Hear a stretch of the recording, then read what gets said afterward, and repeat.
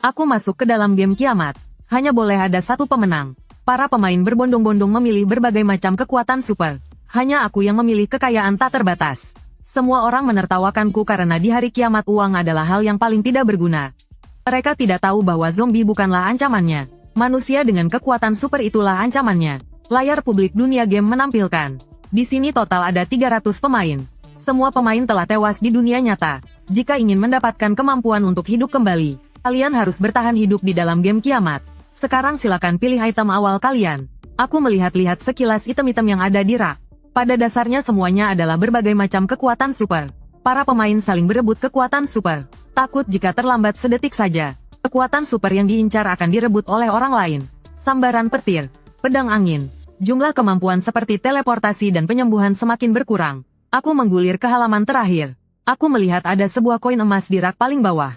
Di atasnya tertulis kekayaan tak terbatas. Aku langsung memasukkan koin emas ini ke dalam kantongku. Yang berteleportasi masuk bersamaku. Ada juga orang-orang yang tewas bersama di dalam bus. Ketua kelas Cui Yingrui memilih kontrol pikiran nomor 7. Saat menoleh dia melihatku sedang mengambil koin emas.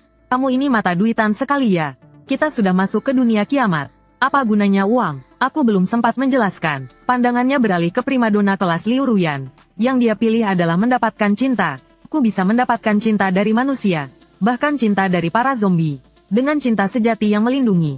Aku tidak akan bisa mati. Setelah semua item habis terbagi. Suara sistem terdengar kembali. Kalian diberi waktu 1 tahun untuk melatih kekuatan super. Bersiap-siaplah. Kiamat akan dimulai 1 tahun lagi. Harap diperhatikan bahwa game ini hanya memiliki satu pemenang. Pemain terakhir yang bertahan hidup berhak mendapatkan hadiah. Setelah mendengar kalimat ini, ekspresi semua orang menjadi rumit. Di game ini tidak ada teman. Semua orang adalah musuh. Aku segera meninggalkan tempat kejadian. Memulai rencana bertahan hidup di akhir dunia. Aku di peta dunia, terus mencari. Akhirnya menemukan sebuah pulau kecil di tengah Samudra Pasifik. Ukuran pulaunya sangat pas. Merupakan sebuah pulau terpencil. Geologisnya stabil. Ada satu dataran alami. Sangat cocok untuk membangun bandara. Langsung saja dikerjakan. Aku menghabiskan 1 miliar untuk membeli pulau ini. Dan menamainya Pulau Masa Depan. Aku menyatakan bahwa aku sedang membuat proyek pariwisata. Membeli 10 kapal pesiar besar. Dan menandatangani perjanjian konstruksi dengan NPC. Aku dan eksekutif NPC menandatangani perjanjian kerahasiaan. Mereka juga tidak tahu lokasi pasti Pulau Masa Depan. Para pekerja bekerja siang dan malam tanpa henti. Untuk mencegah Pulau Masa Depan terlacak. Aku membeli alat pengacak sinyal terlebih dahulu. Dan menyita ponsel para pekerja. Semua benteng telah disamarkan. Dari satelit tidak akan bisa ditemukan. Namun semua itu hanyalah kamuflase. Benteng kiamat yang sebenarnya ada di bawah tanah. Benteng bawah tanah mampu menahan serangan bom nuklir dan serangan biologis. Jika ada semacam zombie yang kuat, juga tidak akan bisa menerobos. Dinding baja setebal 5 meter. Untuk mengatasi masalah perolehan energi, aku memasang tenaga angin dan tenaga pasang surut di pulau itu. Serta pembangkit listrik tenaga nuklir. Selain itu aku juga menimbun 7.100.000 tabung oksigen.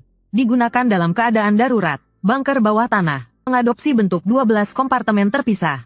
Jika ada 1 atau 2 yang rusak, masih ada kompartemen lain yang bisa digunakan. Setiap kompartemen memiliki fungsinya sendiri. 3 di antaranya adalah gudang terpisah. Menggunakan 7 teknologi peternakan otomatis terbaru. Bisa menanam sayuran, memelihara ikan dan beternak ayam. Ada 2 gudang terpisah. Menimbun barang yang cukup untuk saya makan selama 10 tahun.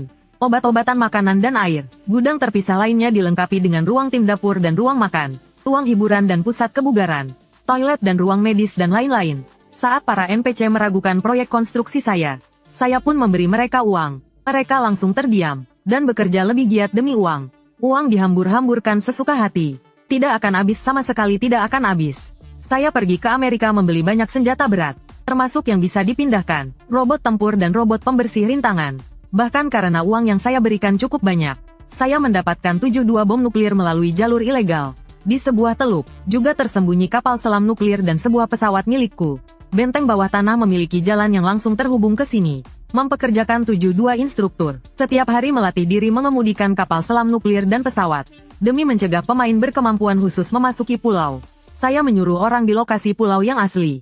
Untuk membangun banyak terumbu karang buatan. Kapal-kapal besar akan menabrak karang dan tenggelam. Di lokasi yang sedikit lebih dekat, saya memasang pagar listrik mengelilingi pulau. Di laut sepanjang garis pantai, saya menanam bom, dan memasang radar, yang bisa mendeteksi semua benda yang mendekati pulau, agar bisa ditembak jatuh tepat waktu.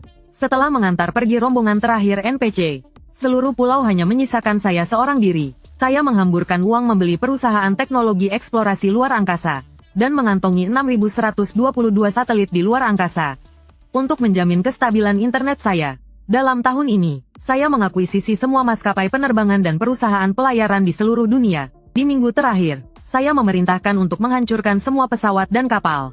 Semua orang di seluruh dunia tahu, orang terkaya telah menghancurkan semua alat transportasi jarak jauh. Para NPC mengira orang terkaya itu sudah gila. Hanya para pemain yang tahu, orang terkaya di dunia ini juga merupakan saingan mereka. Di antarmuka obrolan dunia pemain, muncul sebuah jendela kecil. Apa orang terkaya di dunia itu kamu? Hanya dia yang melihatku memilih kekayaan tak terbatas. Tapi aku tidak memedulikannya. Seminggu kemudian kiamat pun tiba. Para pemain yang telah meningkatkan kekuatan supernya ke level tertinggi sudah tidak sabar. Nama dan nomor lebih dari 300 pemain ditampilkan di layar publik. Aku nomor 99. Cui Yingrui adalah nomor 100. Liu Ruyan adalah nomor 101. Harap diperhatikan, kiamat telah dimulai. Permainan ini akan terus berjalan sampai tersisa satu pemain terakhir. Tidak ada yang menyangka, kiamat akan datang dalam bentuk hujan deras yang melanda seluruh dunia. Dari utara hingga selatan, hujan deras dengan intensitas tinggi dalam waktu lama memicu banjir besar. Sama ganasnya seperti banjir besar prasejarah dalam mitologi. Meskipun pulau masa depan juga mengalami hujan deras, tetapi karena ukuran pulaunya kecil, awan hujan melayang pergi setelah turun selama 2 hari. Orang-orang berkekuatan super pun tercengang. Sistem di tengah banjir besar ini. Apa gunanya kekuatan super kami? Benar sistem, kamu tidak sportif. Apa aku pernah bilang kiamat itu pasti virus zombie? Semua orang terdiam, kecuali aku saat semua orang datang ke dunia ini. Mereka tidak memiliki aset apapun. Selama setahun ini mereka melatih kekuatan super mereka, sambil mencari cara untuk menghasilkan uang. Belum lagi kerja kerasnya, persediaan yang mereka kumpulkan juga sangat terbatas. Hanya beberapa pemain yang menggunakan kekuatan super untuk kegiatan ilegal, yang berhasil mendapatkan sebuah villa, dan membangun tempat perlindungan di ruang bawah tanah. Tapi hal pertama yang ditenggelamkan banjir adalah ruang bawah tanah. Pada saat yang bersamaan, aku menonton siaran langsung sambil makan sabu-sabu babat. Terlihat sang penyiar bersembunyi di balik tirai, diam-diam menyiarkan keadaan gedung di seberang. Seorang pemain sedang mengendalikan api untuk merebut persediaan.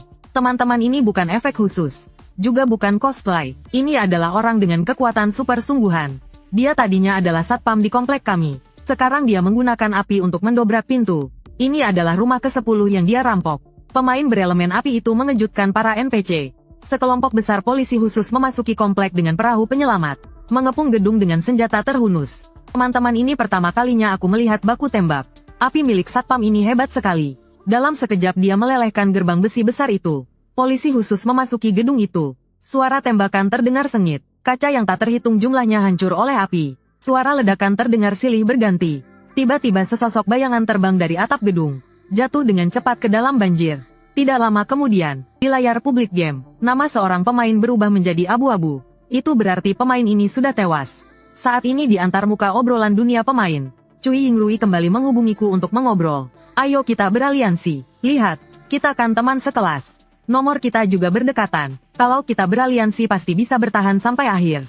Kamu jelas-jelas bisa. Melihatnya kan? Balas dong. Kemampuan kendali pikiranku sangat kuat. Kamu tidak punya kekuatan super. Nanti aku bisa membantumu melawan pemain lain. Aku tetap tidak memedulikannya. Beraliansi dengannya. Menunggu sampai akhir saat hanya tersisa kami berdua. Dia akan mengalahkanku dengan kendali pikiran. Dan menjadi satu-satunya pemenang. Apakah dia meremehkan kecerdasanku?